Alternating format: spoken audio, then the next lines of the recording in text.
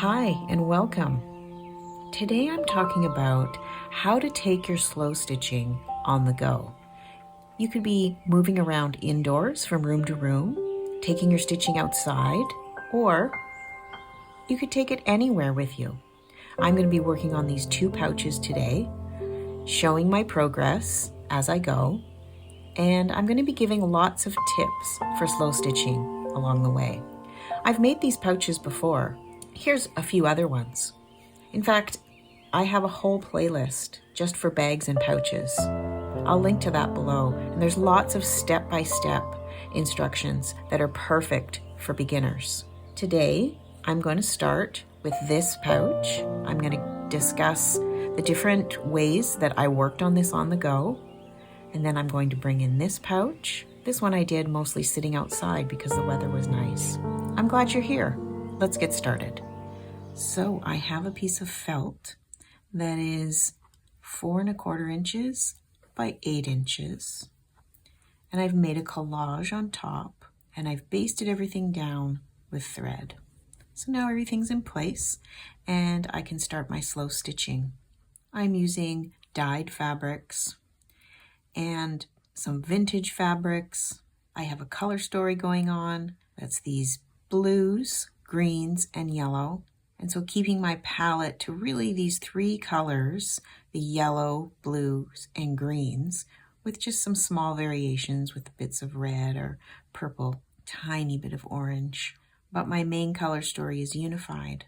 So I'm looking at this as a whole, but I'm also looking at it folded in half because it's going to be a pouch. I'm making sure that I like the look of this on this side and this side. So I'm happy with where it's at and I'm ready to start stitching. So the first type of on-the-go stitching I want to talk about is where you are going to be moving around the house and you want to be able to take your stitching maybe from one room to another. You want to be able to put it out of the way until you are using it again. And for that, I use a tray. So I have my stitching that I'm working on. I have my threads. I have a needle threader and some thimbles. And so I have to have somewhere to keep my needles. And so when I'm at home, I keep them in a pin cushion. You can check out my video on how I made this pin cushion and you can make your own. So for moving from place to place, I use a tray. So I have this plate that I keep the threads and little bits of things like bobbins, thimbles, and thread moisturizer on. I have my stitching and I have my pin cushion. And so as I'm working, I usually end up having my threads spread out on the tray. I usually have a couple of needles and I can go from place to place. And it's a really handy way to pack everything up if I'm working on something and I want to keep my colors out. I don't want to put them back in my trays, so I know what colors I'm using. I've got this all in one place, so that's really handy. If I'm going to be going out of the house and I want to take my stitching with me, and I'll show you what I do. So instead of a pin cushion, I have a needle book. I actually have a video where I made this, so I'll link to that if you want to make your own. This is a really nice, tiny, portable one that I can take the needle that I'm using for my project. I can take a spare needle. I can fit in here my needle threaders. So I've got that. So that replaces this.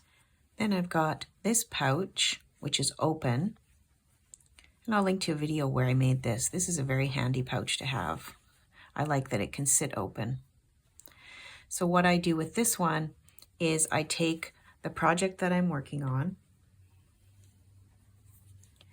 and I fit it in here. Most of the projects I work on will fit into here. And then I take the thread colors that I'm using and I pop them in there as well. And then sometimes this can be enough. I can put in also anything else that I know I'm going to need. And sometimes that's enough. And then if I need more, I have this other pouch This one I made several years ago. It has a zipper on top, and this one has really lasted a long time. It has a little bit of a flat bottom, so it can also stand up. And I have in here a pair of embroidery scissors that have a case, so that makes it really handy. So when I reach in, I'm not going to poke myself. And then if I have some other bits and pieces, I can put them in here. And the other things I might have would be thread conditioner, thimbles, an extra needle threader, sewing thread.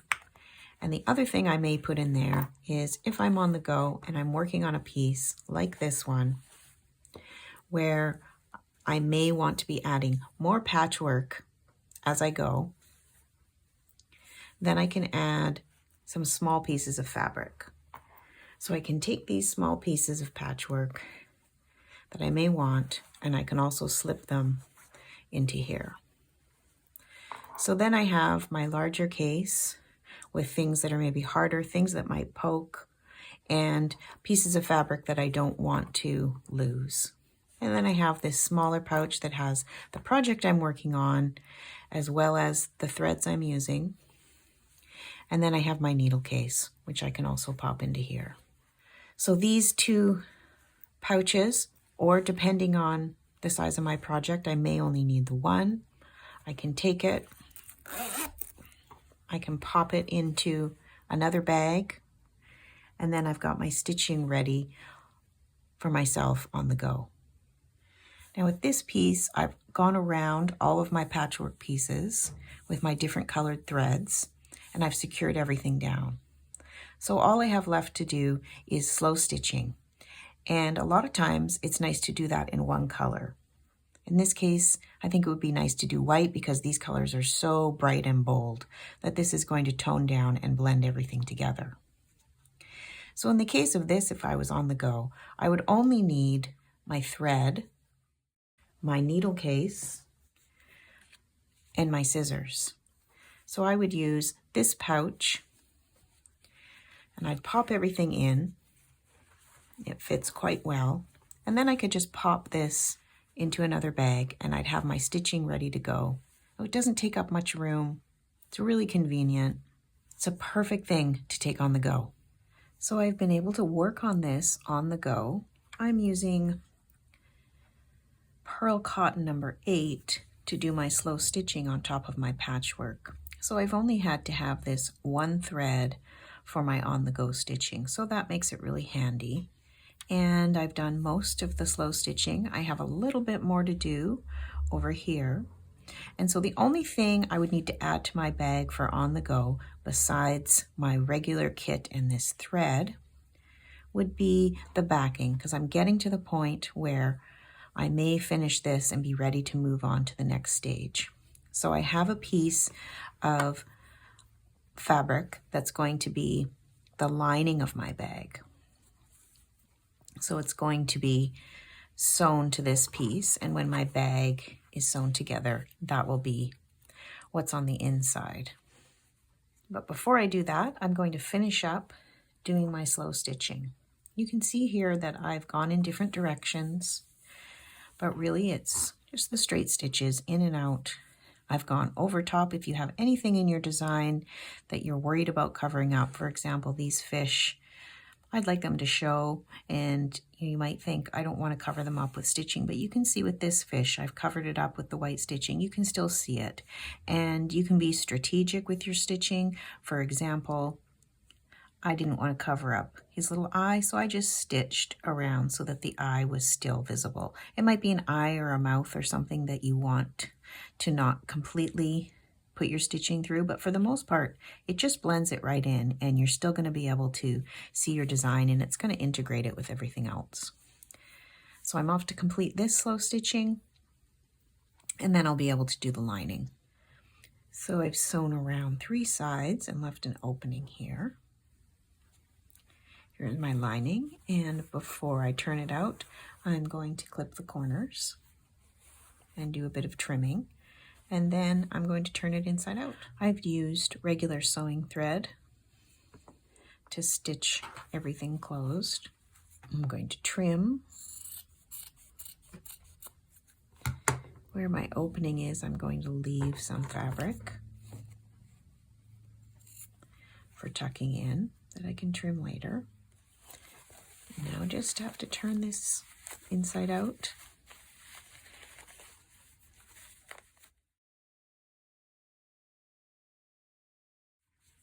And then tuck this part inside and stitch it closed. So this will be the lining of my bag. When it's folded, it will be like this. So that's enclosed my raw edges. So depending on your fabric, it may be helpful to take an iron and iron this in place. It also may be helpful to take some pins or clips and clip this into place and then stitch it closed. So now I'm going to close this up. The two ways to do that would be to fold it together in this way and stitch on the outside so it would be visible. You could even use white thread for that. Or to fold it this way and stitch the lining to the lining and then turn it right side out again. It would be slightly different effects depending on what you did, but both would work really well here. Sometimes what I do is I have more than one project going at once. And this can be handy for when you have on-the-go stitching because you may just want a change of pace and to work on something else. But also what often happens is I have two projects going and they're at different stages. So this one's in a much earlier stage than my other slow stitching project where I've just secured down patchwork pieces with basting and I've begun to do my colored stitching around the pieces. So I'm a few steps back from where I was in the other one. And if I'm out and about and I want to have some stitching, I might feel like picking this piece up. Instead of doing the slow stitching in the white on the other piece, I might feel like doing some of this surrounding stitch and using the colored threads. So in this instance, I have different colors that I'm using on this piece, different from the other piece. So I may want to keep them separate. So I could use the two pouches to separate the projects and have one in one case and one in the other. And they're both so small that I could fit them in. And then some of the things that are in common, I could have in either case. And for example, I may even have floss colors that are in common. For example, this color, I believe I used in the other piece, but because I'm in a later stage in that, I don't need it for that piece. So I could have this in one bag with all my colors, and the other one, I'm just using the white at this stage, so it would be easy to keep them separate. And then I'd have some options when I was out, and I could do what I felt like doing in that moment. So this second piece I've been stitching, I've been able to sit outside and work on, and that's with using the tray and having everything on the tray. It's really easy to take it somewhere. It's been really nice weather, so I've been able to sit outside and I've stitched around all of my patchwork pieces, and then I decided to add a bird silhouette on each side. So then when it's folded, each part will have a bird. So now that I'm at this stage in the process, it's going to be really easy. I used DMC number 12 Pearl cotton, so it's thinner than the 8 to stitch the birds. So now all I'm going to need for my on-the-go stitching is a black and a white. I'm going to use the DMC Pearl cotton size 8 to stitch on the outside, and on the inside my options are to use this 12 again or to use a size 8 that's thicker. You can see the difference here in the thickness of the two threads. You can see that the white's thicker. You can also see the twist in it, so it's a very nice thread. And I think because I have both, I'm going to switch to the 8. I'm going to put my 12 aside now that I've done my outline. So I will just need to take with me this, and I'm going to grab the 8. So here's the size 8 in the black.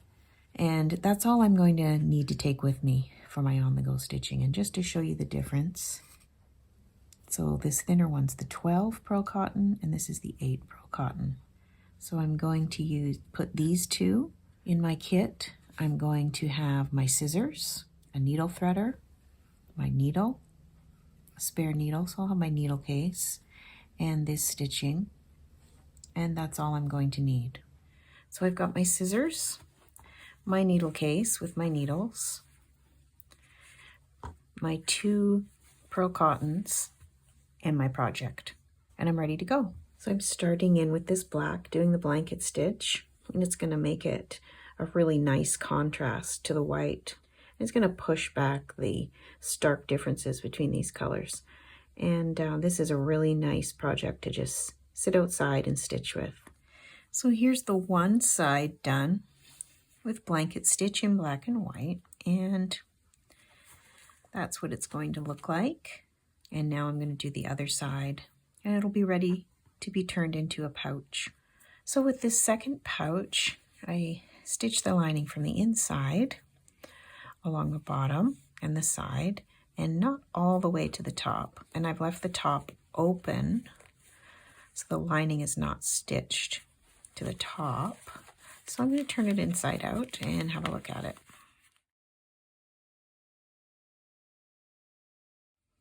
So here it is, stitched. You can see some tiny little stitches. I used sewing thread to stitch up the sides, and I still have the top lining open and not stitched to my front piece, so I can slip in the channels for the drawstrings.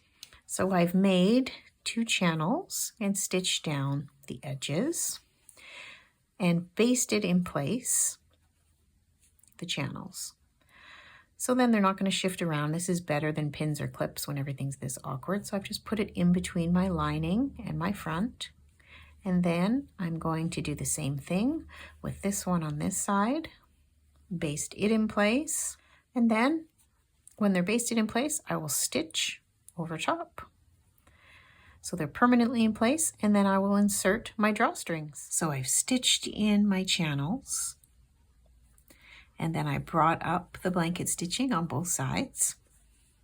So now all I have to do is add my drawstrings, and I'm using jersey material. You can use t-shirt material. That's what I like to use. And these are leftovers from something.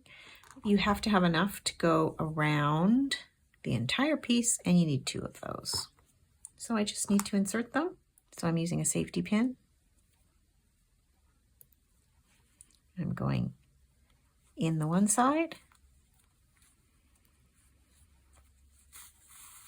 through, and around the other side. I'm tying a knot.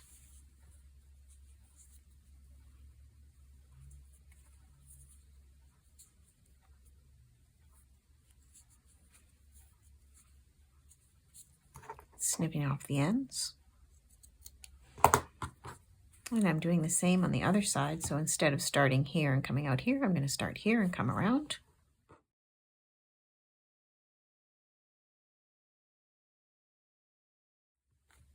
So there's my pouch. Then once you've adjusted them, you can decide if you want to even shorten your ties even more. So there's my 2 pieces. I've done the same thing here. I've used yellow t-shirt material for the ties on this piece. So these are 2 pieces that I was able to complete on the go.